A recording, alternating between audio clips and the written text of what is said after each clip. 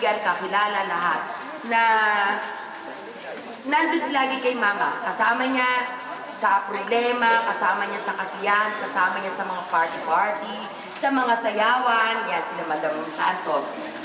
Pasasalamat ulit na hanggang sa mga huling sandali niya, hindi sandali, hanggang sa mga huling natitirang araw niya sa buhay niya, yung pagpapasensya niya sa kanya. Kasi di ba pag pupunta kayo, pag may mga pumupunta kasi sa bahay, medyo dito na talaga siya. Salamat sa pag-unawa, sa pagpapasensya sa kanya na kahit nasabihin, kagaya si Pem, ano na ang pangalan mo? Pem Pem. Pag-ikot niya, ano na nga pangalan mo? Pem Pem. Sumunod na, ano na nga pangalan mo? Angelo. Mga ganun po.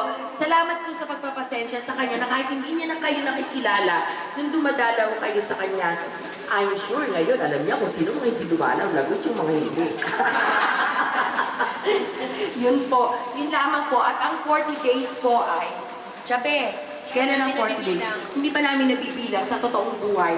Kasi parang yung 9 days nga ni Mama, nagkagulo pa kami. Dahil, bobo po talaga kami sa mga lahat kami. Sa Facebook na lang. Opo, mag-a-announce na lang po ulit. Hindi ako mahilig sa Facebook. So, sila po, at saka si Sandy. So, yung 40 days po, ano na lang natin, kukwentahin pa po namin, mahirap yun.